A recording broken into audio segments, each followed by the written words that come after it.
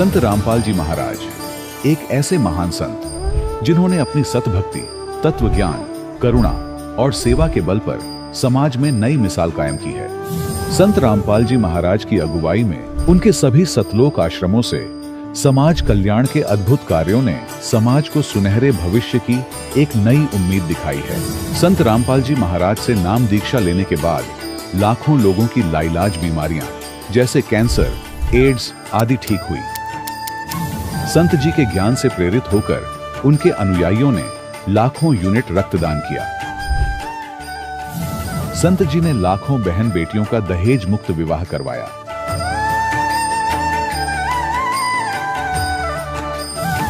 संत जी ने लाखों लोगों का नशा छुड़वाया, करोड़ों उजड़े परिवार बसे।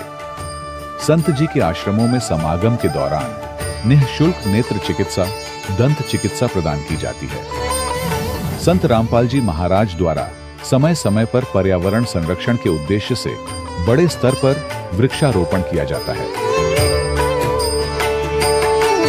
संत जी ने जरूरतमंदों को तत्काल राहत पहुंचाने के लिए एम्बुलेंस सेवा शुरू की।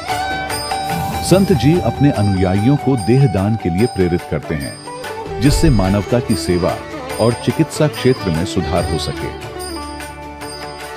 संत रामपाल जी महाराज के सभी आश्रमों में हर रोज निःशुल्क भंडारा आयोजित किया जाता है, जहां हर वर्ग, हर जाति और हर धर्म के लोग एक साथ बैठकर भोजन करते हैं।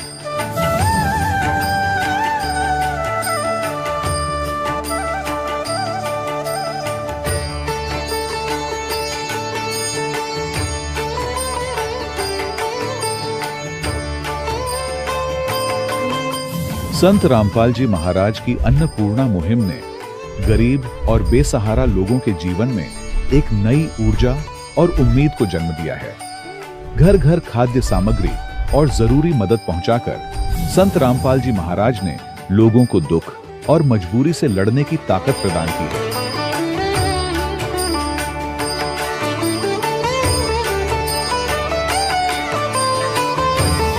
संत रामपाल जी महाराज द्वारा गरीब लोगों के लिए घर बनवाने का अद्भुत कार्य एक ऐसी मिसाल कायम कर रहा है जो सदियों सदियों संत जी की उदारता और दया भावना के तौर पर जाना जाएगा।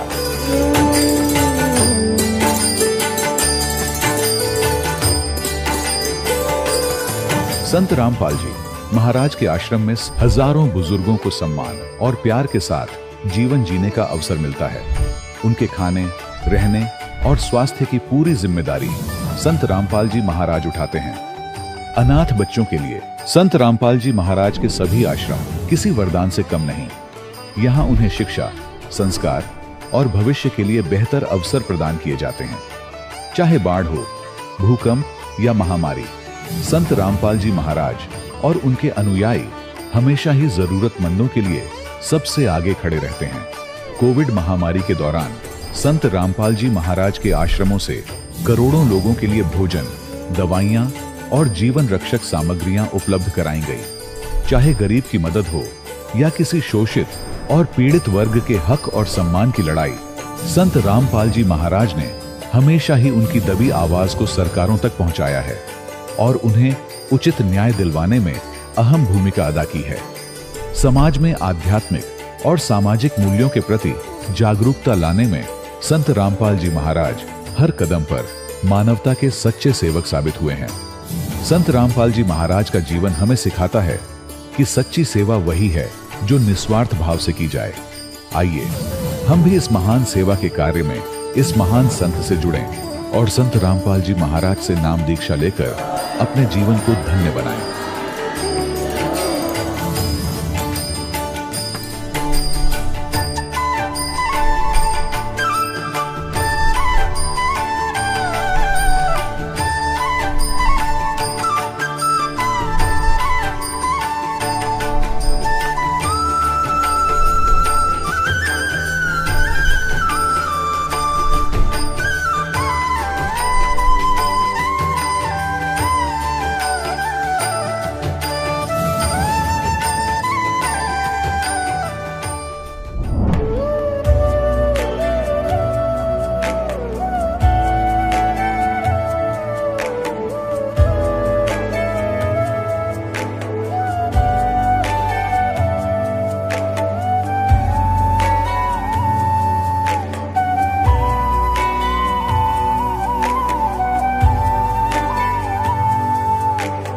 गीता अध्याय 15 के श्लोक 16-17 में 3 प्रभु बताए हैं। ये 3 प्रभु कौन हैं? किस प्रभु की शरण में जाने के पश्चात जन्म और मरण समाप्त हो सकता है? 3 प्रभुओं में सबसे उत्तम परमात्मा कौन है? कैसा है? उसका क्या नाम है? इन सभी गूढ़ रहस्यों को जानने के लिए अवश्य सुनिए जगत गुरु तत्वदर्शी संत रामपाल जी महाराज के अमृत वचन। सत साहिब दर्शकों, मनुष्य अपने जीवन में सुख और शांति की तलाश में कभी मंदिरों, कभी देवी देवताओं, तो कभी अनेकों धर्म गुरुओं की शरण में जाता है। लेकिन जब इतना सब कुछ करने के बावजूद भी उसे मन की शांति नहीं मिलती, तो उसका निराश होना और विश्वास डगमगाना स्वाभाविक हो जाता है। दर्शकों, कुछ ऐसी ही कहानी थी पंजाब के रहने वाले नायब सिंह जी की।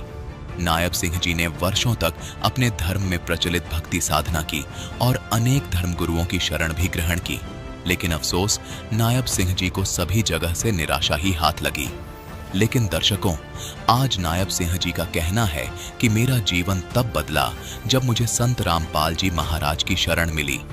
दर्शकों, आखिर संत रामपाल जी महाराज ने नायब सिंह जी को ऐसी कौन सी दिव्य औषधि दे दी कि उनके जीवन के सारे कष्ट दूर हो गए? आखिर क्यों नायब सिंह जी जैसे लाखों श्रद्धालु अन्य धर्म गुरुओं की शरण त्याग कर संत रामपाल जी महाराज की शरण में आ रहे हैं? आखिर इसके पीछे की सच्चाई क्या है? आइए सुनते हैं नायब सिंह जी की कहानी, उन्हीं की जुबानी। सर नमस्कार। नमस्कार सर जी। सर क्या नाम है आपका? मेरा नाम नायब सिंह जी, पिंड मैसोपुर, डिस्ट्रिक्ट संगरूर, पंजाब का रहने वाला हूँ। सर संत रामपाल जी महाराज जी से नाम दीक्षा आपने कब ली? मैं जी 16 अगस्त 2009 ਦੇ ਵਿੱਚ तत्वदर्शी सतगुरु संत रामपाल जी के चरणों च गया जी।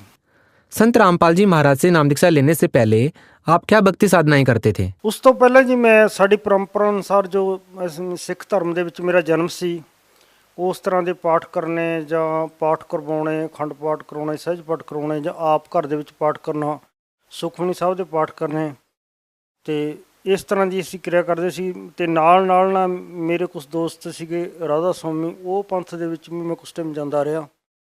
तो बाद दे विच मैं लगभग 2000 दे विच ना अपने जो डेरा सरसा वाले ने गुरमीत राम रहीम सिंह, इन्हां दी शरण दे विच भी मैं लगभग 9 साल तक ही रहा, ਜਦੋਂ तक मैं सतगुरु रामपाल जी महाराज के चरणों च नहीं आया।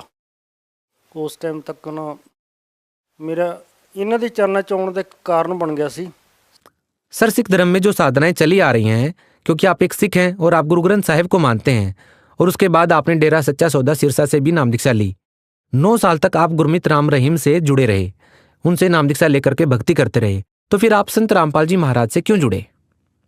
सर जी मेरा 2008 ਦੇ ਵਿੱਚ ਨਾ ਐਕਸੀਡੈਂਟ ਹੋ ਗਿਆ ਸੀਗਾ। ਉਹ ਐਕਸੀਡੈਂਟ ਦੇ ਵਿੱਚ ਨਾ ਮੇਰੀ ਇਹ ਲੱਤ ਬੜੀ ਬੁਰੀ ਤਰ੍ਹਾਂ ਟੁੱਟ ਚੁੱਕੀ ਸੀ। 2008 ਤੋਂ 9 ਤੱਕ ਮੈਂ 16 ਅਗਸਤ 9 ਤੱਕ ਤਾਂ ਇਹ ਮੰਨੋ ਕਿ ਮੈਂ ਹਸਪਤਾਲਾਂ ਦੇ ਚੱਕਰ 'ਚ ਰਿਹਾ। ਲਗਭਗ 1 ਸਾਲ ਬੀਤ ਗਿਆ ਸੀ। ਮੇਰੀਆਂ ਇਹ ਲੱਤ ਦੀਆਂ ਹੱਡੀਆਂ ਗਲ ਗਈਆਂ ਸੀ, ਫਿਕਸੀਏਟਰ ਲੱਗ ਗਿਆ ਸੀ, ਅਤੇ ਐਂਡ ਦਾ ਕੰਮ ਇਹ ਸੀ ਕਿ ਮੇਰੀ ਇਹ ਲੱਤ ਡਾਕਟਰ ਨੇ ਕੱਟਣੀ ਸੀ। ਇਹ ਮੇਰੀ ਲੱਤ ਹੈ, ਇਸ ਤਰ੍ਹਾਂ ਇਹਦੀ ਕੰਡੀਸ਼ਨ ਆ बिल्कुल। देखो ये सुराख से इत्थों की मेरे ना 24 घंटे मवाद निकलता रहता सी। हड्डियां मेरिया अंदरों डॉक्टर कहें सी बिल्कुल गल चुकियां ने, तो ये तेरी लत्त है जी कट के ये कम सरूगा, तो डुप्लीकेट लत्त लाउणी पऊ, इस तरह की गल बन गई सी। उस टाइम फिर मैनू एक मेरा दोस्त है, उसने किताब भेजी भगती सौदागर को संदेश। वो किताब जी छोटी जी लिखी सी तत्वदर्शी संत रामपाल जी महाराज ने, करीब वो 35-40 पन्ने की पुस्तक सी। मैं उन्होंने पढ़िया तो थोड़ा बहुत मैनू वो चों कुछ खास ज्ञान मिलिया। तो उस तो बाद मैं विचार किया भी इन्हां संतां दी शरण च एक बारी जाके देखना चाहिए। सर देखिए 40-50 पेज की एक किताब आपने पढ़ी, और उस 40-50 पेज की किताब ने आपकी 9 साल की भक्ति पर, जो आपने डेरा सच्चा सौदा सिरसा में की, बहुत सारी भक्ति आपने सिख धर्म में भी की, जो साधनाएं वहां पर चलती आ रही थी वो साधनाएं आपने की। कैसे उस 40 पेज की किताब ने आपको सोचने पर मजबूर कर दिया कि आप जो पहले भक्ति साधनाएं कर रहे थे वो मोक्षदायक नहीं थी? ਉਹਦੇ ਵਿੱਚ जो कुछ लिखिया सी ना मैं पढ़िया, उहो जिहा ज्ञान मैनू पहले कदे मिले ही नहीं सी।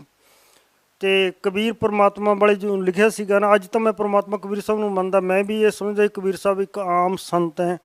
उस तरह मेरी भी वो आस तो उन्नी की सी जिन्नी कि आम लोगों की है। ਮੈਂ ਉਸ ਟਾਈਮ ਕਬੀਰ ਸਾਹਿਬ ਨੂੰ ਭਗਵਾਨ ਨਹੀਂ ਸੀ ਮੰਨਦਾ, ਕਿਉਂਕਿ ਕਬੀਰ ਸਾਹਿਬ ਦੀ ਬਾਣੀ ਜੋ ਗੁਰੂ ਗ੍ਰੰਥ ਸਾਹਿਬ ਦੇ ਵਿੱਚ ਦਰਜ ਹੈ, ਇਸ ਲਈ ਮੈਂ ਉਹਨਾਂ ਨੂੰ ਇੱਕ ਸੰਤ ਹੀ ਮੰਨਦਾ। ਜਿਸ ਤਰ੍ਹਾਂ ਦੂਸਰੇ ਸੰਤਾਂ ਦੀ ਬਾਣੀ ਦਰਜ ਹੈ, ਗੁਰੂਆਂ ਦੀ ਦਰਜ ਹੈ, ਉਸ ਤਰ੍ਹਾਂ ਮੈਂ ਸਮਝਦਾ ਕਬੀਰ ਸਾਹਿਬ ਵੀ ਇੱਕ ਸੰਤ ਹੈ। ਉਹ ਕਿਤਾਬ ਦੇ ਵਿੱਚ ਪੁਆਇੰਟ ਬਾਈ ਪੁਆਇੰਟ ਜਦ ਮੈਂ ਇਹ ਦੇਖਿਆ ਕਿ ਕਬੀਰ ਸਾਹਿਬ ਤਾਂ ਭਗਵਾਨ ਹੈ, ਹੋ ਸਕਦਾ ਇਹੀ ਭਗਵਾਨ ਹੋਏ, ਮੇਰਾ ਇਹ ਕੋਈ ਪਤਾ ਕਰ, ਮੈਂ ਉਸ ਕਾਰਨ ਕਰਕੇ ਕੁਛ ਪੁਆਇੰਟਾਂ ਨੂੰ ਸਮਝਦਾ ਹੋਇਆ। ਅਤੇ ਨਾਲ ਹੀ ਜਿਸ ਤਰ੍ਹਾਂ ਗੁਰੂ ਗ੍ਰੰਥ ਸਾਹਿਬ ਦੇ 24 ਨੰਬਰ ਪੇਜ ਦੇ ਉੱਤੇ ਲਿਖਿਆ ਧਾਨਕ ਰੂਪ ਰਹਾ ਕਰਤਾਰ, ਧਾਨਕ ਜਲਾਹੀ ਨੂੰ ਕਿਹਾ ਜਾਂਦਾ ਕਿ ਜਲਾਹੀ ਰੂਪ ਦੇ ਵਿੱਚ ਗੁਰੂ ਨਾਨਕ ਸਾਹਿਬ ਨੇ ਉਹ ਬਾਣੀ ਉਚਾਰੀ ਹੋਈ ਆ। ਜਦੋਂ ਗੁਰੂ ਨਾਨਕ ਸਾਹਿਬ ਨੇ ਉਹ ਬਾਣੀ ਉਚਾਰੀ ਕਿ ਧਾਨਕ ਕਰਤਾਰ, ਕਰਤਾਰ ਭਾ ਪਰਮਾਤਮਾ, ਫਿਰ ਅਸੀਂ ਕੌਣ ਆ ਵੀ ਜਿਹੜੇ ਨਾ ਹੀ ਮੰਨਦੇ? ਤਾਂ ਮੇਰੀ ਆਤਮਾ ਨੂੰ ਮੰਨ ਲਿਆ। ਜਦੋਂ ਗੁਰੂ ਨਾਨਕ ਸਾਹਿਬ ਨੇ ਇਹਨੂੰ ਪਰਮਾਤਮਾ ਮੰਨਿਆ, ਮੈਂ ਕੌਣ ਹੁੰਦਾ जो नहीं परमात्मा मनता? तब मैं इन्हों की शरण च गया। सर, आज आप संत रामपाल जी महाराज से नाम दीक्षा ले चुके हैं, क्या आप गुरु ग्रंथ साहिब को नहीं मानते अब?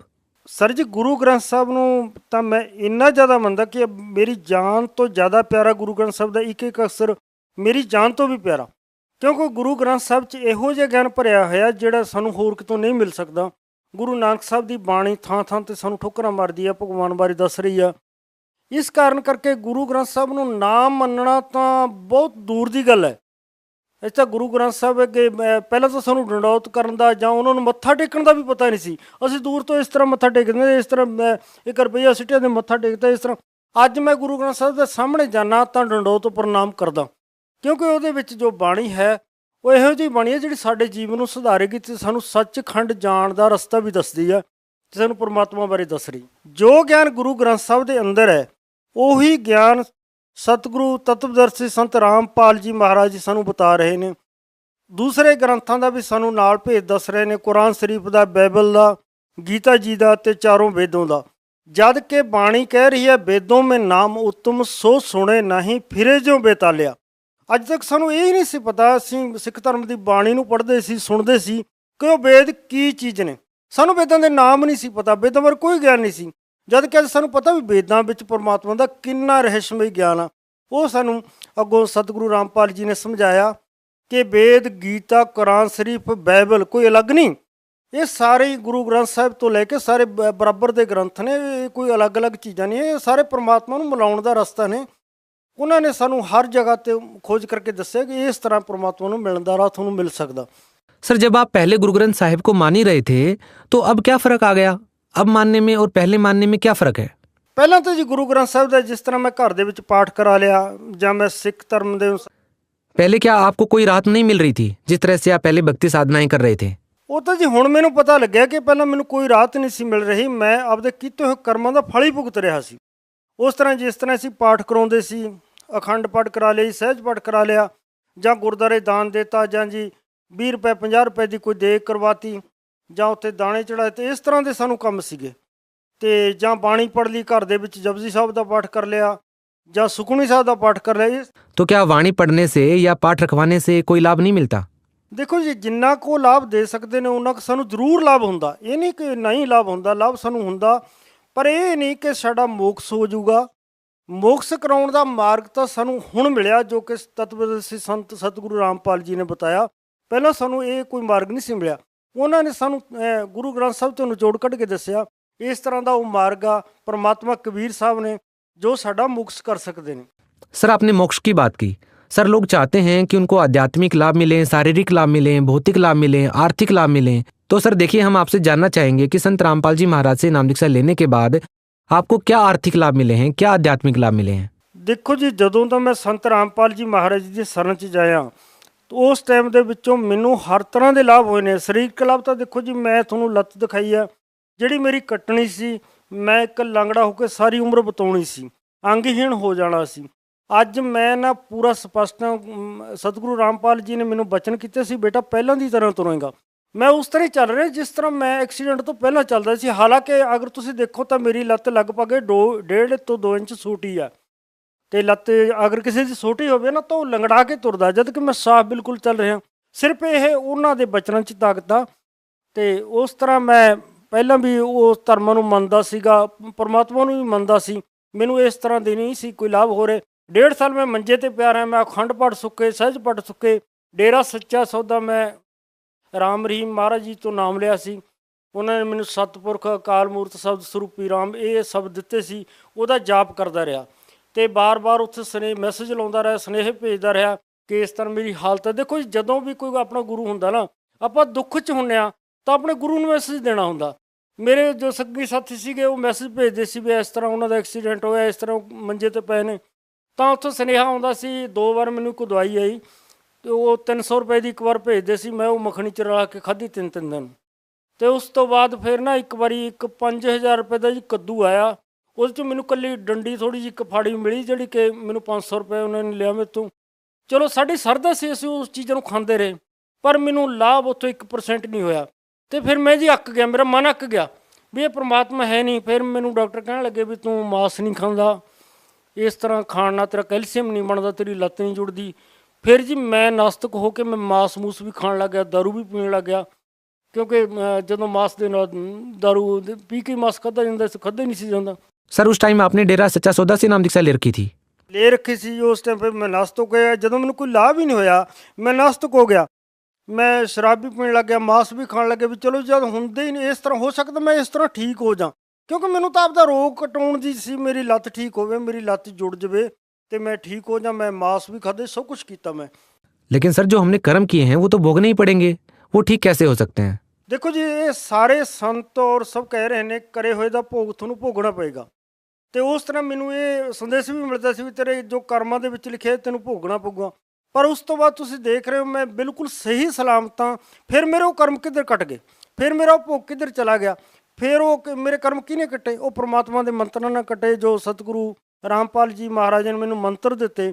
ਉਹ ਮੰਤਰਾਂ ਦਾ ਮੈਂ ਜਾਪ ਕਰਦਾ ਰਿਹਾ ਤਾਂ ਮੇਰੇ ਪਾਪ ਕਰਮ ਕੱਟ ਕੇ ਮੈਂ ਠੀਕ ਹੋ ਗਿਆ। ਇਸ ਤਰ੍ਹਾਂ ਮੇਰਾ ਫਿਰ ਵਿਸ਼ਵਾਸ ਵੱਧਦਾ ਗਿਆ। और क्या क्या लाभ मिले सर? ਆਰਥਿਕ ਲਾਭ ਜੀ ਘਰ ਦੇ ਵਿੱਚ ਬਹੁਤ ਮਿਲਦੇ ਨੇ, ਇਹ ਗੱਲ ਨਹੀਂ, ਸਾਨੂੰ ਆਰਥਿਕ ਕੋਈ ਤੰਗੀ ਨਹੀਂ ਆਉਂਦੀ। ਘਰ ਦੇ ਵਿੱਚ 5 ਰੁਪਏ ਹੋਣ ਤਾਂ ਸਾਨੂੰ ਉਹ 5 ਲੱਖ ਵਰਗੇ ਦਿੰਦੇ ਨੇ। सर क्या आप जो नशा करने लगे थे, मांस खाने लगे थे, क्या संत रामपाल जी महाराज से नाम दीक्षा लेने के बाद आपने वो सब छोड़ दिया? ਬਿਲਕੁਲ ਨਹੀਂ ਜੀ। ਉਸ ਤੋਂ ਬਾਅਦ ਤਾਂ ਅਗਰ ਮੇਰੇ ਘਰ ਆ ਕੇ ਕੋਈ ਨਾ ਮੈਨੂੰ ਕਹੇ ਵੀ 5 ਰੁਪਏ ਮੇਰੇ ਕੋਲ ਬੋਤਲ ਲੈਣ 'ਚ ਘਟਦੇ ਨੇ ਜਾਂ ਪੂਆ ਲੈਣ 'ਚ ਘਟਦੇ ਨੇ, ਮੈਂ ਕਿਸੇ ਨੂੰ 5 ਰੁਪਏ ਨਹੀਂ ਦਿੰਦਾ। ਕੋਈ ਕਹੇ ਮੈਂ ਦਾਰੂ ਪੀਣੀ, ਮੈਨੂੰ ਕਹਾ ਖਾਲੀ ਗਲਾਸ ਦੇ ਦੇ, ਮੈਂ ਬਿਲਕੁਲ ਨਹੀਂ ਦਿੰਦਾ। और खुद भी पीते हैं? ਅਰੇ ਖੁਦ ਤਾਂ ਜੀ ਮੈਂ, ਅਗਰ ਮੇਰਾ ਕਹੀਂ ਭੁਲੇਖੇ ਨਾਲ ਹੱਥ ਲੱਗ ਜਾਏ ਤਾਂ ਮੈਂ ਸਾਬਣ ਨਾਲ ਧੋਣਾ। ਮੈਨੂੰ ਪਰਮਾਤਮਾ ਨੇ ਐਸਾ ਗਿਆਨ ਦਿੱਤਾ ਕਿ ਇਹਨਾਂ ਤੋਂ ਇੰਨਾ ਦੂਰ ਕਰਤਾ, ਇੰਨੀ ਨਫ਼ਰਤ ਭਰਤੀ ਕਿ ਮੈਂ ਪਹਿਲਾਂ ਵਾਲੇ ਜੀਵਨ ਤੇ ਹੁਣ ਵਾਲੇ ਜੀਵਨ ਦੀ ਜਦ ਮੈਂ ਤੁਲਨਾ ਕਰਦਾ ਤਾਂ ਮੈਂ ਆਪਣੇ ਆਪ ਨੂੰ ਘਿਰਣਾ ਕਰਦਾ, ਮੈਂ ਕਿੰਨਾ ਬੁਰਾ ਇਨਸਾਨ ਬਣ ਗਿਆ ਸੀ। सर देखिए, आपकी जो शारीरिक परेशानियां थी वो तो दूर हो गई। क्या आप ये अनुभव करते हैं कि मानसिक रूप से आपको पूरी शांति मिली है, आप अच्छा जीवन जी रहे हैं संत रामपाल जी महाराज से नाम दीक्षा लेने के बाद? ਅੱਜ ਸਤਿਗੁਰੂ ਰਾਮਪਾਲ ਜੀ ਕਿਰਪਾ ਨਾਲ ਜੀ ਮੇਰਾ ਇੱਕ ਬੱਚਾ, ਉਸਨੇ ਵੀ ਨਾਮ ਲੈ ਲਿਆ, ਮੇਰੀ ਘਰ ਵਾਲੀ ਨੇ ਨਾਂ ਲਿਆ। ਤੁਸੀਂ ਹੈਰਾਨ ਹੋਵੋਗੇ ਕਿ ਮੇਰੀ ਮਾਤਾ ਜੀ ਰਹੀ ਆ ਜੇ 100 ਸਾਲ ਦੇ ਲਗਭਗ ਹੈ।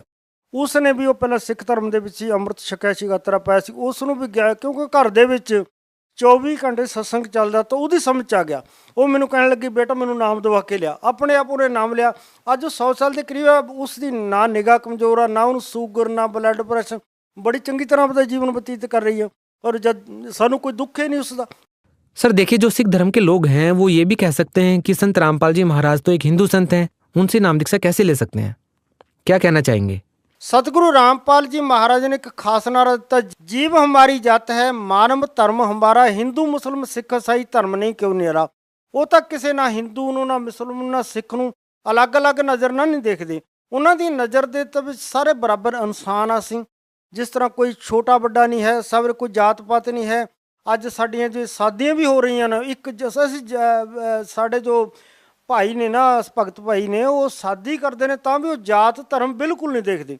ਉਹਨਾਂ ਦਾ ਮਕਸਦ ਤਾਂ ਇਹ ਆ ਵੀ ਅੱਗੋਂ ਵਾਲਾ ਹੈ ਜੋ ਸਾਡੇ ਵਰਗਾ शुद्ध स्पष्ट है बस ठीक है। कोई जात या बरादरी या धर्म तो ਅਸੀਂ ਲੱਖਾਂ ਕੋਹਾਂ ਦੂਰ ਹਟ ਗਏ। सर भगत समाज को क्या संदेश देना चाहेंगे? देखो जी, भगत समाज ਨੂੰ ਮੈਂ ਤਾਂ ਸੰਦੇਸ਼ ਕੀ ਦੇ ਸਕਦਾ? ਮੈਂ ਤਾਂ ਅਰਜ਼ ਕਰ ਸਕਦਾ ਵੀ ਜਿਸ ਤਰ੍ਹਾਂ ਮੈਂ ਲਾਭ ਪ੍ਰਾਪਤ ਕੀਤੇ ਨੇ ਔਰ ਮੈਂ ਵੀ ਇਸ ਝੰਜਟ ਚੋਂ ਨਿਕਲ ਕੇ ਇੱਕ ਪ੍ਰਮਾਤਮਾ ਦੇ ਮਾਰਗ ਤੇ ਲੱਗਿਆ, ਉਸ ਤਰ੍ਹਾਂ ਮੈਂ ਸਾਰਿਆਂ ਨੂੰ ਹੱਥ ਬੰਨ੍ਹ ਕੇ ਬੇਨਤੀ ਕਰਦਾ ਵੀ ਤੁਸੀਂ ਵੀ ਜ਼ਰੂਰ ਇਸ ਨੂੰ ਦੇਖੋ। ਜਿਸ ਤਰ੍ਹਾਂ ਉਸ ਟਾਈਮ ਤਾਂ ਗੁਰੂ ਜੀ ਨੇ ਇੱਕ ਕਿਤਾਬ ਭੇਜੀ ਸੀ, ਭਗਤੀ ਸੌਦਾਗਰ ਕੋ ਸੰਦੇਸ਼। ਅੱਜ ਤਾਂ ਹਜ਼ਾਰਾਂ ਕਿਤਾਬਾਂ ਛਪਤੀਆਂ, ਗਿਆਨ ਗੰਗਾ, ਜੀਨੇ ਕੀ ਰਾਹ, ਗੀਤਾ ਤੇਰਾ ਗਿਆਨ ਅੰਮ੍ਰਿਤ, ਹਰ ਤਰ੍ਹਾਂ ਦੀ ਪੁਸਤਕ ਛਾਪੀ ਹੈ। ਅਤੇ ਕੋਈ ਪੁਸਤਕ ਪੜ੍ਹੋ, ਉਹਦੇ 'ਚੋਂ ਗਿਆਨ ਪ੍ਰਾਪਤ ਕਰੋ। ਪਹਿਲਾਂ ਦੇਖੋ, ਜੇ ਅਸੀਂ ਕਿਸੇ ਡਾਕਟਰ ਨੂੰ ਪਰਖੀਏ ਨਾ, ਬਿਨਾਂ ਦਵਾਈ ਲਏ ਅਸੀਂ ਡਾਕਟਰ ਨੂੰ ਨਹੀਂ ਪਰਖ ਸਕਦੇ। ਪਹਿਲਾਂ ਉਹਦਾ ਗਿਆਨ ਦੇਖੋ, ਠੀਕ ਆ, ਉਹਦਾ ਗਿਆਨ ਸਮਝ 'ਚ ਆ ਗਿਆ ਤਾਂ ਉਹ ਤੋਂ ਦਵਾਈ ਸਮਝ, ਜਿਵੇਂ ਹੁਣ ਡਾਕਟਰ ਦੇ ਲਿਖਿਆ MBBS PhD ਜੋ ਵੀ ਉਸਨੇ ਆਪਦੀ ਡਿਗਰੀ ਲਿਖੀ ਹੋਈ ਆ, ਪਹਿਲਾਂ ਉਹ ਡਿਗਰੀ ਨੂੰ ਜਾਂਚ ਲਓ, ਉਸ ਤੋਂ ਬਾਅਦ ਉਹ ਡਾਕਟਰ ਤੋਂ ਦਵਾਈ ਖਾ ਕੇ ਦੇਖੋ, ਪਰਖ ਕੇ ਦੇਖੋ ਕਿ ਇਹ ਡਾਕਟਰ ਹੈ ਵੀ ਡਾਕਟਰ। ਜਿਨ੍ਹਾਂ ਡਾਕਟਰਾਂ ਕੋਲ ਅਸੀਂ ਪਹਿਲਾਂ ਇਲਾਜ ਕਰਾ ਰਹੇ ਹਾਂ ਉਹ ਡਾਕਟਰ ਸਹੀ ਨੇ ਜਾਂ ਇਹ ਡਾਕਟਰ ਸਹੀ ਹੈ, ਇੱਕ ਵਾਰੀ ਅਜਮਾਇਸ਼ ਕਰਕੇ ਦੇਖੋ, ਫਿਰ ਪਤਾ ਲੱਗੂਗਾ ਇਹ ਕੌਣ ਸਹੀ ਹੈ ਕੌਣ ਗਲਤ ਆ। ਐਸੇ ਤਾਂ ਸੰਤਾਂ ਵਾਲੇ ਬਹੁਤ ਸਾਰੀਆਂ ਭਰਮਾਂ ਫੈਲਾ ਰੱਖੀਆਂ ਨੇ ਵੀ ਸੰਤ ਇਸ ਤਰ੍ਹਾਂ ਨੇ ਉਸ ਤਰ੍ਹਾਂ ਨੇ ਜੇਲ੍ਹ 'ਚ ਨੇ, ਪਰ ਤੁਸੀਂ ਉਹਨਾਂ ਦਾ ਗਿਆਨ ਸਮਝੋ ਕਿ ਉਹਨਾਂ ਦਾ ਗਿਆਨ ਕੀ ਕਹਿ ਰਿਹਾ, ਅਤੇ ਉਹ ਗਿਆਨ ਲੈਣ ਤੋਂ ਬਾਅਦ ਤੁਸੀਂ ਉਪਦੇਸ਼ ਲੈਣ ਤੋਂ ਬਾਅਦ ਤੁਸੀਂ ਦੇਖੋ ਤੁਹਾਨੂੰ ਕੀ ਲਾਭ ਹੋ ਰਿਹਾ।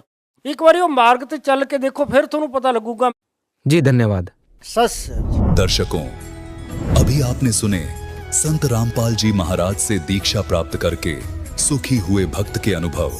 अब देखिए जगत गुरु तत्वदर्शी संत रामपाल जी महाराज के मंगल प्रवचन। 12 वर्ष तपस्या कर काया कति इंद्रियों को साध का, और एक उस मल्लाह की लड़की पर नींद खराब कर ली नालायक आदमी ने, वहां गड़बड़ सारा काम बिगाड़ दिया। तो यू काल ब्रैन माटी कर रहा हमारी, हमने ना सदभक्ति करने देता, बकवादा मलाए रखे, ना हमने नेक नीति से रहने देता, कोई ना कोई को बद करवा के छोड़े। जब हम समर्थ की शरण में आ जाएंगे, इस मन की लगाम बांध देगा, इसको जकड़ देगा, इसको इतना जबरदस्त कि बकवाद सोचेगा तो कर नहीं सकता, क्योंकि इसको तुरंत दिखाई देगा ये कर रहा है तेरे साथ, ऐसे बन जाएगी। तो भगवान का डंडा इसके ज्ञान वाला साथ रहेगा, तब हम बुराइयों से बचेंगे, अपना सद्भक्ति कर सकेंगे। फिर हम चोरी नहीं करेंगे, जारी नहीं करेंगे, विकार नहीं करेंगे, बीड़ी शराब मांस तम्बाकू नहीं खाएंगे, और सद्भक्ति करेंगे, सत्साधना करेंगे, तो भगवान पुनः पृथ्वी पर हरा भरा कर देगा। 2 मिनट लगे उसने, के देरी लगे, 10 मिनट में सारा पानी बरसा दे, और वर्षा हुई, मौज हुई।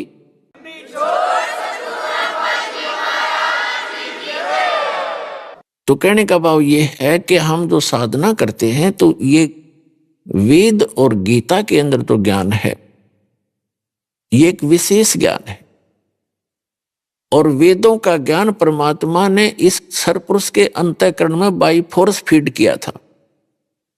वेद ज्ञान 5 वेद दिए थे दाता, जब इसके अंतःकरण से ये 5 वेद बाहर आए समय आने पर, जैसे परमात्मा ने सतलोक से इसके शरीर में ये 5 वेद वहां से फैक्स कर दिए।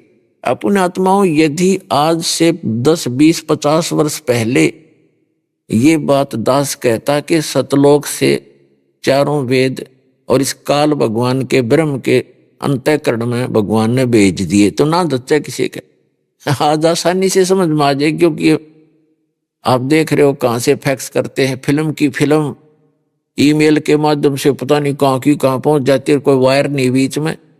तो यही आध्यात्मिक ज्ञान को समझने के लिए ये या टेक्निक आपका बहुत सहयोग देगी।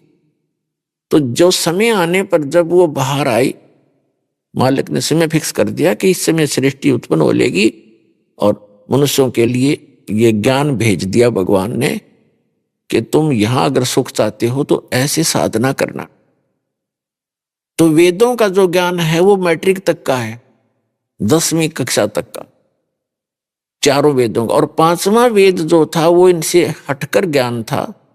तो इस काल भगवान को पता चला कि इस ज्ञान का यदि इन प्राणियों को पता लग गया कि यहां से हटकर कोई और सुख सथल है, और जहां ना बुढ़ापा है, वृद्ध अवस्था नहीं है, वह मृत्यु नहीं है, तो ये एक भी नहीं रहेगा, यहां पर सब चले जाएंगे। तो उसने जो विशेष डिटेल दे रखी थी भगवान ने, वो पोर्शन निकाल दिया, लेकिन कितना निकाला है फिर भी इसमें काफी हिंट रह गए, क्लियर नहीं था। जैसे गीता अध्याय नंबर 18 के श्लोक नंबर 62 में गीता ज्ञानदाता कहता है कि अर्जुन तू सर्वभाव से उस परमेश्वर की शरण में जा, उसकी कृपा से तू परम शांति को और सनातन परम धाम को प्राप्त होगा। अब 8वें अध्याय के प्रथम मंत्र में अर्जुन ने पूछा कि आप जी ने 7वें अध्याय के 29वें मंत्र में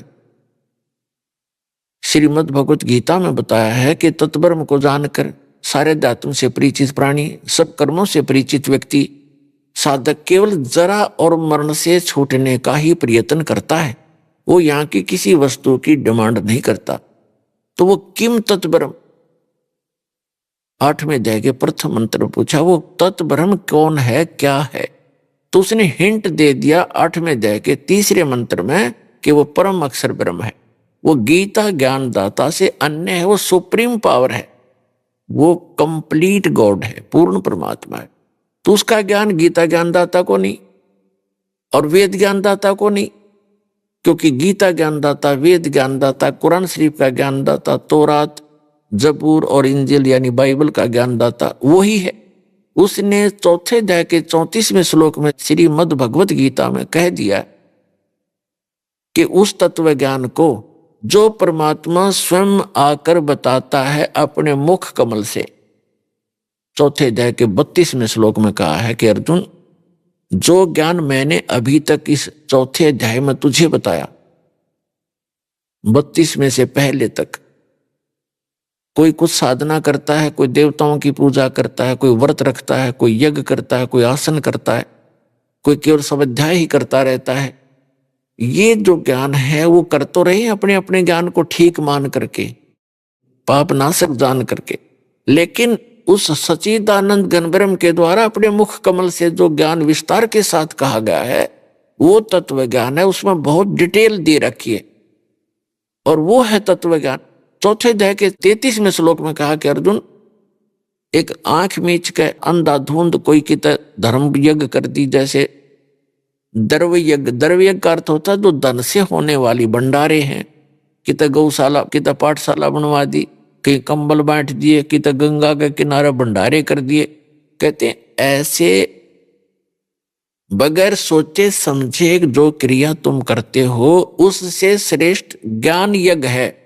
पहले उस ज्ञान को समझो अच्छी तरह और फिर धर्म पुण्य जो करना है उस अनुकूल करो। उस अध्यात्म ज्ञान, तत्व ज्ञान में बताए गए मार्ग अनुसार फिर धर्म करो तो लाभ होगा। तो चौथे अध्याय के 34वें श्लोक में कहा कि अर्जुन, उस तत्व ज्ञान को जिसमें डिटेल के साथ अध्यात्म मार्ग बताया गया है और वो भगवान ने स्वयं आकर बोला है अपने मुख कमल से, उस परम अक्षर ब्रह्म ने, वो तत्व ज्ञान, उस तत्व ज्ञान को तू तत्वदर्शी संतों के पास जाकर समझ। अब उनको दंडोत प्रणाम करने से, कपट छोड़कर विनम्र भाव से, सरलता से प्रसन्न करने से वो तत्वदर्शी संत तुझे उस तत्व ज्ञान का उपदेश करेंगे। तो ये गीता ज्ञान दाता से अन्य कोई परमात्मा है और अन्य ही ज्ञान है। नहीं तो एक अध्याय और लिख देते गीता जी में कि उसमें पढ़ दे भाई 19वें अध्याय में, तो वो है नहीं उसमें। ऐसे वेद में यजुर्वेद अध्याय नंबर 40 के मंत्र नंबर 10 में वेद ज्ञानदाता स्वयं कहता है कि कोई तो परमात्मा को संभवात कहते, संभवात माने जन्म लेकर, जैसे अवतार रूप में मानते हो राम कृष्ण आदि जितने अवतार मानते हो, और कोई कहता असंभवात कि वो जन्म लेता ही नहीं, अजन्मा है। तो ये जानकारी तत्वदर्शी संत बताओगे, उनसे सुनो। तो ना तो वेद के अंदर वो ज्ञान कंप्लीट और ना गीता जी में। ऐसे ही कुरान शरीफ के सूरत फुरकानी 25 नंबर चैप्टर है वो, तो उसकी आयत नंबर 52 से 59 में बताया है हजरत मोहम्मद को कुरान शरीफ का ज्ञान दाता कह रहे कि जो कबीर नामक अल्लाह है, कबीर अल्लाह है, उसके विषय में ये काफिर लोग नहीं मानते, उसको भगवान नहीं मानते। और आप भी उनकी बातों में मत आना, और मैं जो तुझे हिदायत दे रहा हूं, दलील दे रहा हूं, इस पर विश्वास रख और इस पर ईमान ला। ये पूर्ण परमात्मा है, ये बड़ा भगवान, वो बड़ा कहते हैं कबीर को, ये अल्लाह बड़ा है, ये अल्लाह कबीर है। और इसी ने 6 दिन में सृष्टि रची, 7वें दिन तख्त पर जा बैठा। ये अपने बंदों के गुनाहों का नाश करने वाला है। और उसकी खबर किसी बाखबर से पूछो,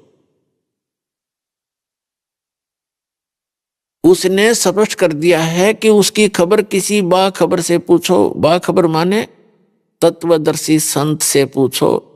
तो इससे भी सिद्ध हो गया कि कुरान शरीफ का ज्ञानदाता भी उस कंप्लीट परमात्मा से परिचित नहीं है, पूर्ण अल्लाह अकबर से परिचित नहीं है।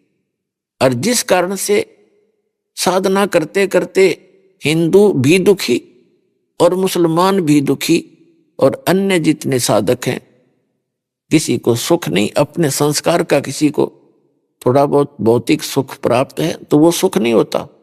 अगर किसी के पास खूब धन है, हमने उसको सुखी मान रखा है, और अंदर उसके 36 टेंशन पाओगे, मिलकर देख लेना उसे। तो आत्मिक शांति आपको इस ज्ञान से और कबीर भगवान से मिलेंगी, और यह साधना से मिलेगी जो दास के पास उपलब्ध है।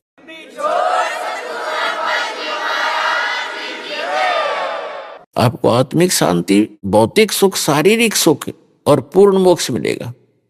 तो इसके अभाव से जो साधना मुसलमान धर्म के अंदर चल रही थी, सिकंदर लोधी उन सभी साधनाओं को करते करते भी अपने पाप कर्म के कारण इतना असाध्य रोगग्रस्त हो गया कि हाय तौबा मची हुई थी उसकी जीव को। उसने अपने मौलवी, मुल्ला, काजियों, बड़े बड़े संतों, साधुओं से भी संपर्क साधा। बड़े बड़े वैद्य, जिनको यहां तक कह दिया था कि जो तुम मांगोगे धन उतना ही दे दूंगा, मेरा रोग नाश कर दो, सब व्यर्थ रहा, ऑल इन वैन। हिंदू संत, साधु, फकीरों से भी सारे जंतर मंत्र करवा लिए, ऑल इन वैन। तो पुण्यात्मा, मुसलमान भाई तो किस्मत मानते नहीं, प्रारब्ध बहुत नहीं मानते कि पूर्व जन्म के पाप होंगे तुम्हारे। हिंदू समाज के, हिंदू जिनको कहते हैं हम सनातन धर्म वाले, ये पुनर्जन्म मानते हैं और सच्चाई है, पुनर्जन्म होता है। आज कोई दुखी है तो पूर्व जन्म का, आज सुखी है तो पूर्व जन्म के पुण्यों से, दुखी है तो पहले के जन्मों के पापों से। इसके साथ साथ जो मुसलमान भाइयों का जो इनकम्प्लीट ज्ञान है, वो अधूरा ज्ञान है कुरान शरीफ का, वो क्या बताते हैं कि पुनर्जन्म नहीं होता, एक बार जन्म गे। मनुष्य है तो मनुष्य, और गधे कुत्ते हैं तो गधे कुत्ते, सुअर हैं, जो भी है वो बने रहे, और फिर मरते जाएंगे मनुष्य। मनुष्यों की विशेष विधान है उनके पास, मनुष्य मर गए कब्र में दबा दो, मनुष्य मर गए कब्र में दबा दो। और फिर कभी कयामत आवेगी, कयामत माने प्रलय, वह लाख वर्ष में आवेगी, 10 लाख में आवेगी, 1 अरब वर्ष में आवेगी, तब तक वो उनके विधान अनुसार जैसा वो बता रहे हैं, तो वो कब्र में रहेंगे वो सारे जीव। और जिन्होंने कुरान शरीफ के अनुसार दिया हुए ज्ञान के अनुसार साधना की है, वो चले जाएंगे जन्नत में। जब कयामत आवेगी, सब कुछ नाश हो जाएगा, और फिर उन अल्लाह वो फिर उस कब्रों से निकाल लेगा, और जिन अच्छे काम कर रखे उनको जन्नत में, स्वर्ग में, और जिन गलत साधना की उनको नरक में। जन्नत में जानते पहले ब्रांड मिट्टी हो लेगी, वो कब्र में फंसे रहेंगे अरबों वर्षों तक। बताओ वो जीवन है कोई? ये विधान है। और फिर कहाँ जाएंगे? फिर बोला खत्म कहानी। वाह भाई वाह। आए कहाँ से थे? जन्नत से। फिर यहाँ टिंडे लेना आए जन्नत से, किस लिए आए यही बता दो। यहाँ किस लिए आए? कहते हैं भगवान तुम्हारी परीक्षा लेने के लिए यहाँ भेजता है, जन्म देता है। परीक्षा क्या लेनी है बता? जब वहां बैठे हैं जन्नत में, उनकी क्या परीक्षा लेनी फिर वो? क्योंकि ये ज्ञान अधूरा है, इनकम्प्लीट नॉलेज है। वो खुद कहता है कि पूर्ण परमात्मा, कंप्लीट गॉड, उस बड़े भगवान अल्लाह कबीर की जानकारी कुरान शरीफ का ज्ञान दाता नहीं रखता, उसको तत्वदर्शी संतों से पूछने के लिए कहा। तो वो कंप्लीट कोर्स इस दास के पास उपलब्ध है, विश्व में किसी के पास नहीं है। और यदि इस ज्ञान से कोई परिचित हो गया और इस नाम भी जिसने दास से प्राप्त कर लिए, और वो दुष्ट व्यक्ति स्वयं नाम देने लग जा रही हो, ज्ञान बताना पाप नहीं, ज्ञान बतावे, लेकिन खुद गुरु जो बन जाएगा वो सबसे बड़ा दुश्मन होगा इस मानव समाज का। क्योंकि वो डुप्लीकेट और झूठे पासपोर्ट बनाओगा तो आगे जाकर दोनों को दुख होगा। उस समय बहुत देर हो चुकी होगी, तो उससे भी बचना है आपने।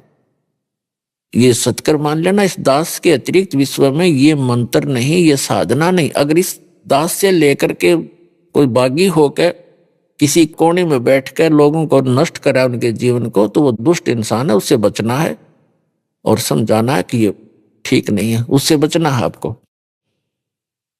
तो कहने का भाव ये है कि ये साधना करने से आपको मोक्ष होगा। तो सिकंदर लोधी जी को कोई लाभ नहीं हो रहा था।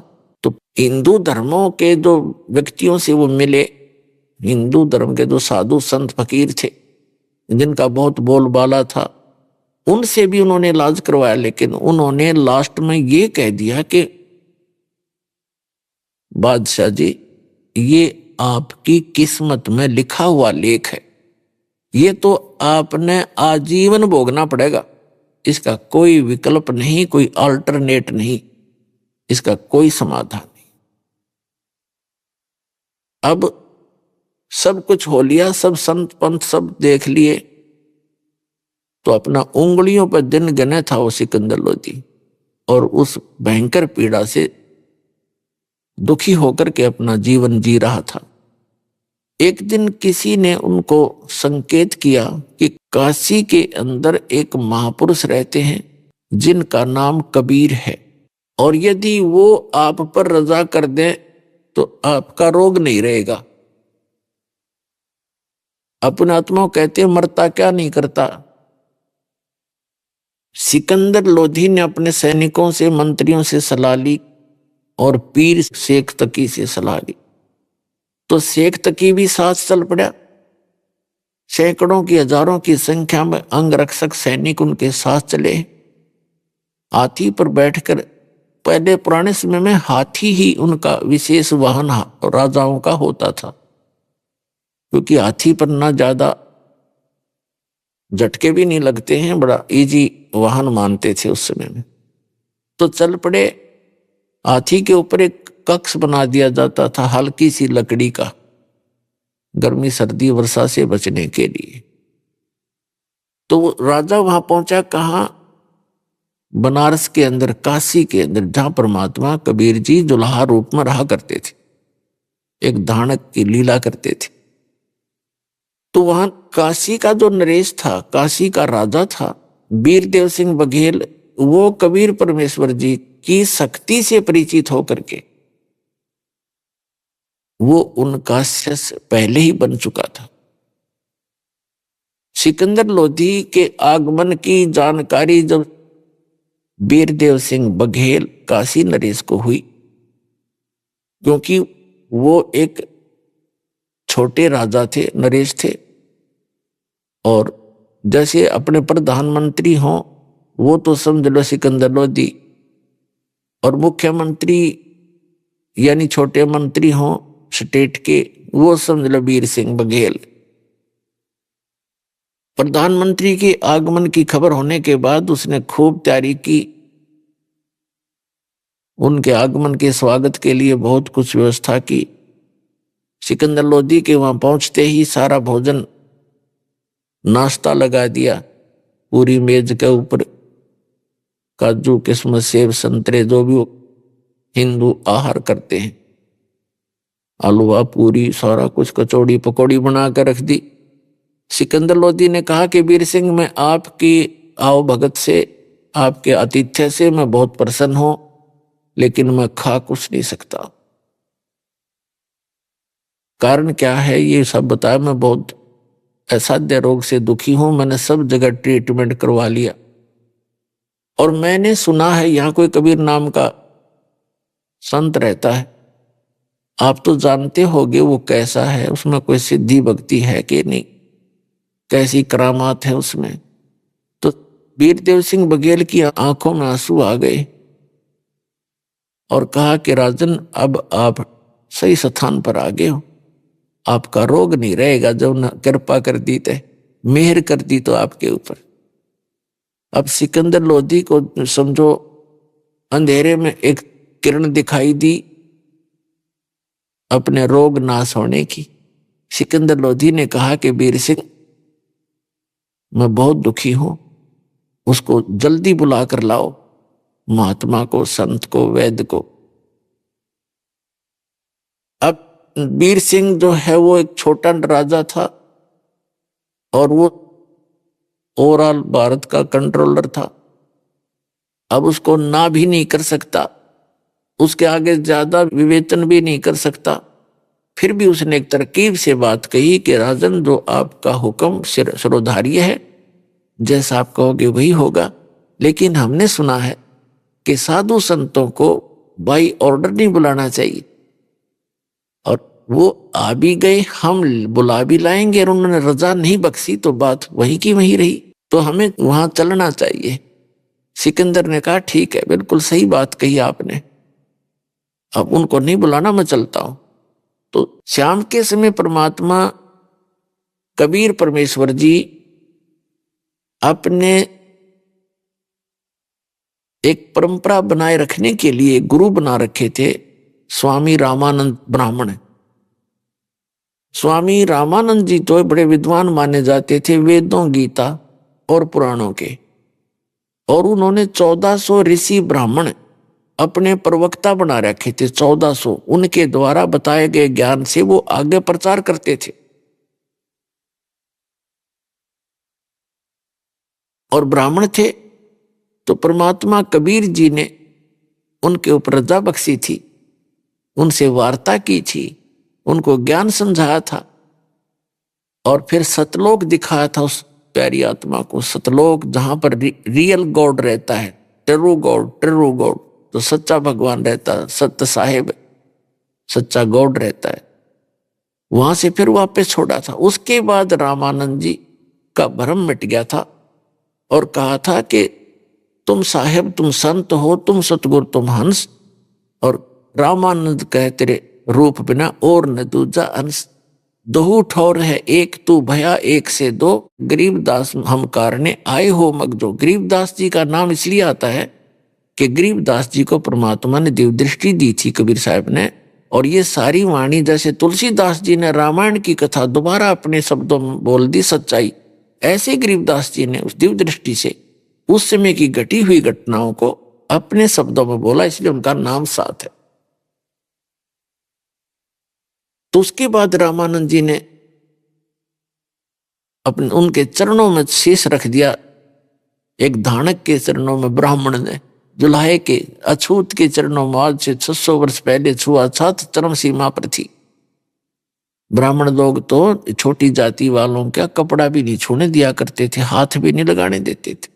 और वो 104 साल का महात्मा और 5 वर्ष के बालक के रूप में परमात्मा विराजमान थे, जो सचखंड दिखा के लाए और चरणों में गिर गए, मत्था टेक दिया। न बोले तुम स्वामी में बाल बुद्धि, मेरा कर्म भ्रम किया नाश, और गरीबदास निज ब्रह्म तुम मेरा हो गया दृढ़ विश्वास। रामानंद जी ने कहा था कि मेरा ज्ञान तो बालक जैसा था आपके सामने, तुम स्वामी में बाल बुद्धि, आप मेरे मालिक, में तो एक बाल बुद्धि का व्यक्ति था, तुच्छ जीव था, छोटा ज्ञान वाला, और मेरा कर्म भ्रम करा नाश, मेरा सब भ्रमणा मिटा दी, मेरी सब शंकाओं का नाश कर दिया। और गरीबदास निज ब्रह्म तुम, रामानंद जी कहते तुम निज ब्रह्म हो, वास्तव में रियल गॉड हो आप, मेरे हो गया दृढ़ विश्वास। तब परमात्मा ने कहा था रामानंद जी को, सारी सतीथि से परिचित कराया कि पिछली पीढ़ी तक इस भक्ति और सारी परंपरा को मेंटेन करके रखना हमने, इसलिए आप मेरे गुरु बने रहो, और मैं जो साधना आपको बताऊं करते वो रहना, तेरा कल्याण होगा आपका। तो रामानंद जी बहुत शर्मिंदा हो गए कि मैं भगवान का गुरु बनूं, क्योंकि वो देख चुके थे। तो परमात्मा ने कहा ये मेरा आदेश मान ले तुम, नहीं तो बट्ठा बैठ जाएगा, मेरी सारे मिशन का नाश हो जाएगा। जैसे राधा स्वामी पंथ है, इनके मुखिया का कोई गुरु नहीं, उस शिवदयाल जी का, और जिस कारण से वो भूत बन गया। जब तक उस पुण्यात्मा के पुण्य चले तो परम धनी को आ गया, और जब पुण्य नष्ट हो गए और फिर भूत बनकर अपनी शिष्या बुक्की में बोल रहा है, बैठ गया बट्ठा कति, और उसको परम धनी मानकर करोड़ों व्यक्ति उसके पीछे लग गए, और उनका भी जीवन नाश होगा उसी की तरह। उन साधनाओं को करते करते शिवदयाल जी हेड ऑफ द डिपार्टमेंट भूत बन गया, तो साधकों का क्या होगा, अंडरस्टूड है। तो पुण्यात्माओं, अगर कबीर परमात्मा ने उस समय गुरु ना बनाए होता रामानंद जी को, तो आज ये काल का दाव लगा रहता, और ये काल के दूत ये कहते और ये भोली आत्मा फंसे रह जाते कि कबीर साहब ने कौन सा गुरु बनाया था, वो भी तो परम धनी थे। कबीर साहब वास्तव में परम धनी है, लेकिन उस परम धनी ने भी उस मर्यादा को बनाए रखने के लिए गुरु बनाया, इसलिए कि आने वाले समय में कलयुग के अंदर इन काल के दूतों का दाव ना लग जा, और मेरे बच्चों को फिर से ना ये मिसगाइड करके यही रख दे। तो इसलिए रामानंद जी को सख्त हिदायत देनी पड़ी, तो परमात्मा ने कि मैं जो कहूं तेने मानना पड़ेगा। तब रामानंद जी ने आंखों में आंसू भर के जो आपकी आज्ञा होगी वो करूंगा, लेकिन आत्मा नहीं मान रही मेरी, पर आपकी आज्ञा सिरोधार्य होगी। वो बेसिक गुरु रूप में, जनता के रूप में थे, लेकिन रामानंद की आत्मा कैसे मान ले। उसने एक संत, वो तो भगवान देख चुके थे, तुम साहेब तुम संत हो, तुम सतगुरु तुम हंस, और गरीबदास तेरे रूप बिना और नहीं दूजा अंश, और कोई है ही नहीं संसार में आपके बिना। रामानंद जी के पास परमात्मा नित्य जाया करते थे उनके आश्रम में। उससे पहले रामानंद जी था वो ब्राह्मणों को ही शेष बनाता था, अन्य किसी को दीक्षा नहीं देता था, किसी भी जाति वालों को। जंतर मंत्र बता देता था, न्यू कर लो, ऐसे बोल दो, 5 रुपये का वो से कर दो, वो बता देता था, लेकिन शेष नहीं बनाता था। उसके बाद परमात्मा की कृपा के बाद कबीर साहब ने उसका जो सारा शंका मिटा दी। उसके बाद और भी बहुत से जाति से उनके शेष हुए रामानंद जी के। तो कहने का भाव ये कि शाम के समय प्रतिदिन आरती में शामिल होने के लिए अपने परंपरागत गुरु के आश्रम में परमात्मा कबीर जी जाया करते थे। दिन में अपना कपड़ा बुनते थे, जुलाई का काम करते थे, और शाम को वहां जाके आरती करते थे इकट्ठे बैठ के। तो वीरदेव सिंह बघेल जो थे काशी नरेश, उनको पता था कि ये समय उनका रामानंद जी के आश्रम में आने का है। वो सीधे रामानंद जी के आश्रम की ओर चल पड़े राजा को साथ लेकर। रामानंद जी के आश्रम के द्वार के ऊपर एक द्वारपाल खड़े थे, सेवक बैठे थे। वहां वीर सिंह को वो जानते थे कि राजा आ गए हैं, और वीर सिंह को ये पता था कि रामानंद जी जो हैं ये मुसलमानों से नफरत बहुत करते हैं, और सिकंदर लोधी उनके साथ मुसलमान राजा थे। तो समझदारी से काम लिया वीर सिंह ने।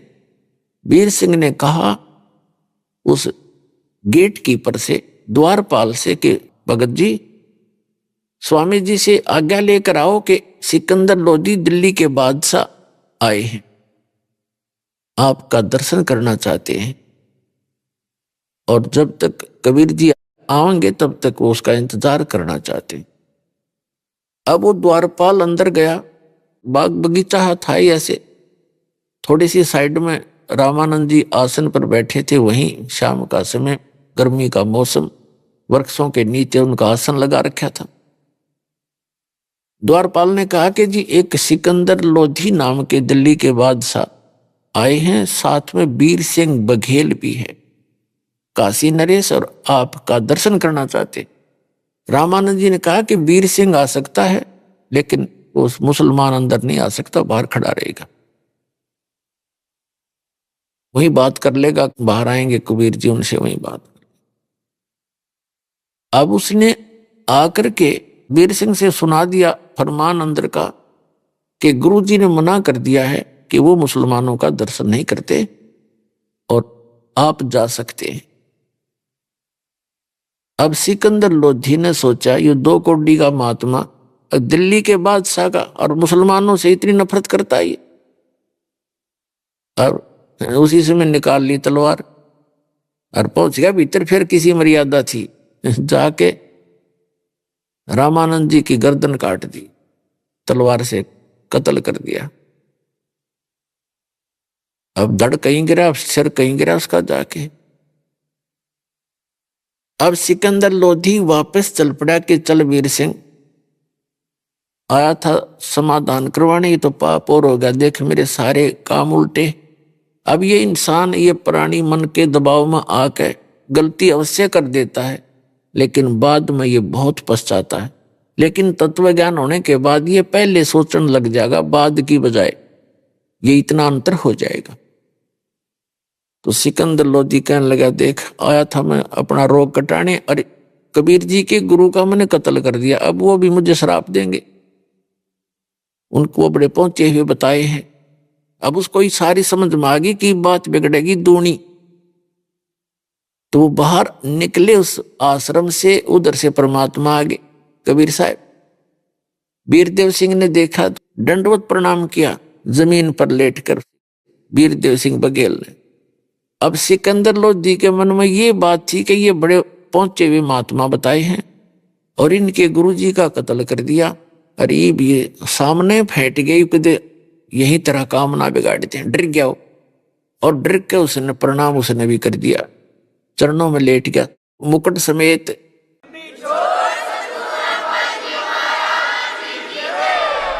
अभी आपने सुने संत रामपाल जी महाराज के मंगल प्रवचन। आइए अब सुनते हैं संत रामपाल जी महाराज से नाम दीक्षा लेकर सतभक्ति करके अद्भुत लाभ प्राप्त करने वाले अनुयायी के विचार। दर्शकों, मनुष्य अपने जीवन में अनेकों भक्ति साधना करता है, लेकिन फिर भी वो परमात्मा से मिलने वाले सुखों से वंचित रह जाता है। दर्शकों, ऐसी ही एक सच्ची कहानी है सुंदरगढ़ उड़ीसा की रहने वाली शील्या जी की। शील्या जी पहले हिंदू धर्म में प्रचलित भक्ति साधना किया करती थीं। ये उपवास रखती थीं और हर नवरात्रि में माता की पूजा भी करती थीं, लेकिन फिर भी न तो इन्हें शारीरिक सुख मिला और न ही मानसिक शांति। लेकिन दर्शकों, आज शील्या जी का कहना है कि जब से मैंने संत रामपाल जी महाराज की शरण ग्रहण की है, तब से मेरी जिंदगी की रूपरेखा पूर्णतः बदल गई है। दर्शकों, आखिर क्यों लाखों लोग अपनी पारंपरिक भक्ति साधनाओं को छोड़कर संत रामपाल जी महाराज द्वारा बताई गई भक्ति साधना को अपना रहे हैं और उसे ही सर्वश्रेष्ठ बता रहे हैं? आखिर इसकी सच्चाई क्या है? आइए सुनते हैं शील्या जी की कहानी, उन्हीं की जुबानी। नमस्कार जी। नमस्ते जी। क्या नाम है जी आपका? शील्या दासी। कहाँ से हैं जी आप? सुंदरगढ़ जिला उड़ीसा से हूँ। संत रामपाल जी महाराज से नाम दीक्षा आपने कब ली? अप्रैल 6, 2018 को बंदी छोड़ सदगुरु रामपाल जी महाराज के शरण में आए हैं। संत रामपाल जी महाराज से नाम दीक्षा लेने से पहले आप क्या भक्ति साधनाएं करती थी? शिव जी को, दुर्गा जी को पूजा करती थी सर। तो फिर क्या कारण बना कि आप संत रामपाल जी महाराज की शरण में आई? शिव जी को, दुर्गा जी को और अन्य देवी देवता को मानते भी मैं बहुत दुखी हो गई थी सर। ऐसा हुआ कि 2017 अप्रैल 20 तारीख को माँ की देहांत हो गई। आर्थिक स्थिति बहुत दुर्बल थी और शारीरिक स्थिति भी मेरा ठीक नहीं था और मम्मी चली गई तो मैं अत्यंत दुखी हो गई सर। तो धीरे धीरे मैं डिसाइड की कि सुसाइड कर लूँ। मेरा तो भगवान ही नहीं है, भगवान पर भरोसा उठ गया था मेरा। तो उसी समय बोली, इतना देवी देवता को मैं पुकार रही हूँ मेरे सहायता करने के लिए, पर क्यों नहीं मान रहे हैं? ये यदि प्रकृति में भगवान है तो क्यों नहीं मान रहे हैं मेरा बात? बोली तो सुसाइड करने के लिए डिसीजन ली। तब एक बार सोची, मेरा मन में सोच ली कि कहीं इन 33 कोटि देवी देवता से भी तो ऊपर का भगवान तो नहीं है। मैं सुसाइड करना भी एक तरफ से अपराध है, तो मैं मनमर्जी सुसाइड कर लूँगी तो मेरा गलती होगा, भगवान को क्या जवाब दूँगी। उसी समय मैं एक बार सोची कि इसके ऊपर के परमेश्वर को पुकार लूँ। तब मैं पुकार ली, हे भगवान मेरे को सहायता कीजिए, इसके ऊपर क्या और भी भगवान है क्या? परमेश्वर मुझे सहायता कीजिए, नहीं तो 3 दिन के अंदर मैं सुसाइड कर लूँगी। आपके ऊपर मेरा विश्वास नहीं उठ जाएगा और कभी भी विश्वास नहीं करूँगी, ऐसा बोली। तो उस दिन में ऐसा फुकारी, रोई कमरे के अंदर। तब रात को ऐसा ही बिना खाए पिए मैं सो गई।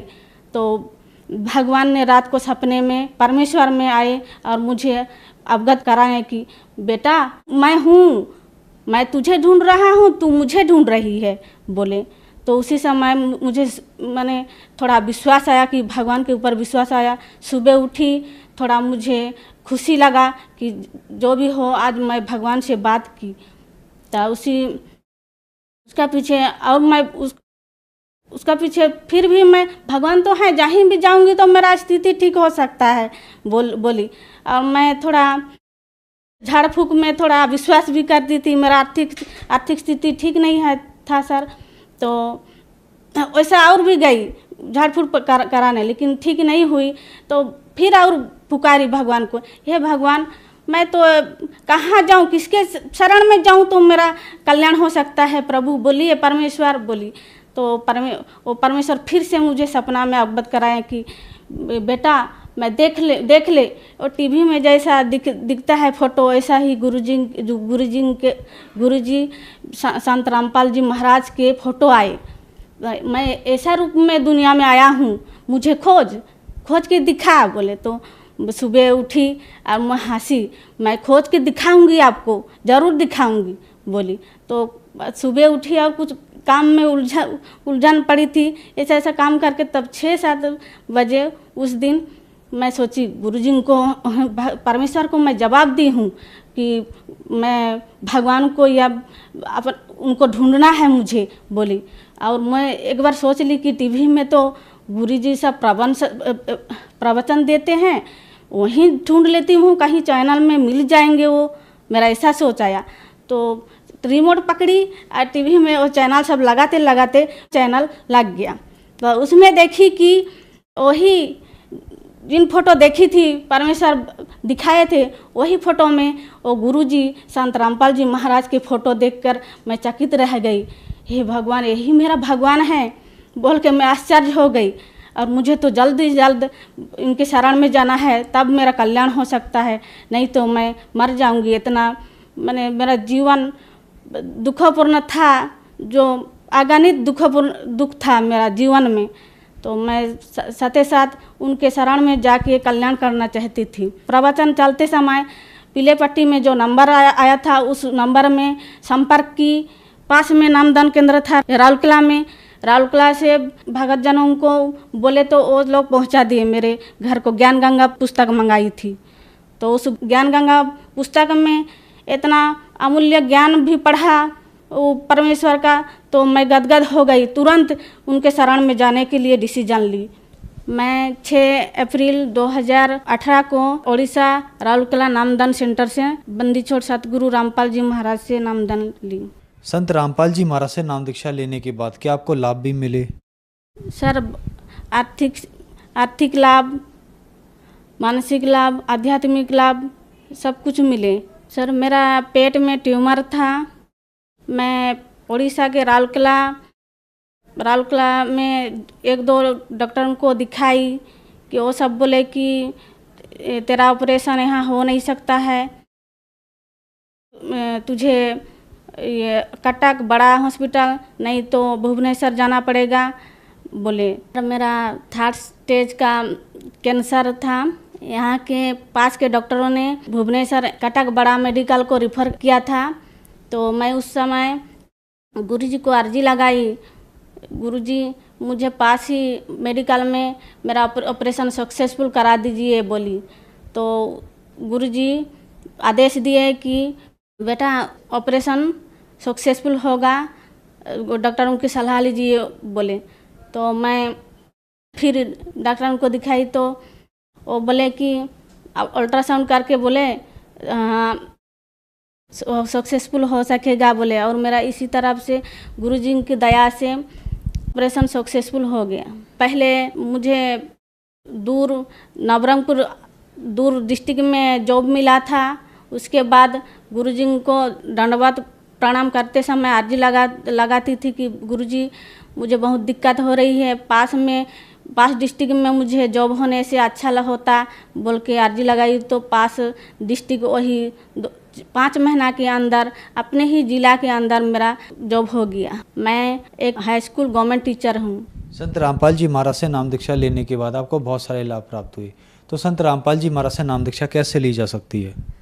सर, आने के चैनल चलते हैं टीवी पर, प्रवचन चलने के समय एक पीली पट्टी में नंबर आता है, उसी नंबर से संपर्क करने से गुरुजी से नाम दीक्षा ले सकते हैं। धन्यवाद जी। सत साहेब जी।